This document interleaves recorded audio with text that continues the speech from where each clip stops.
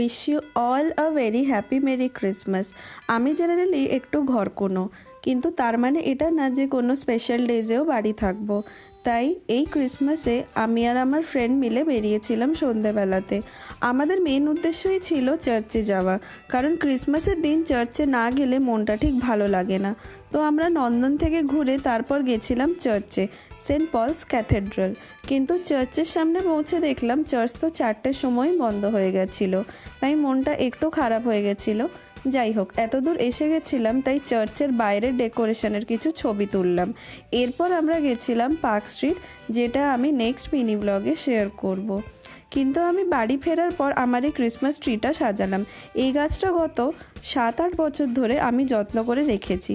প্রতি বছরই এটা বের করি ক্রিসমাসে, আবার ক্রিসমাসের পর যত্ন করে রেখে দিই।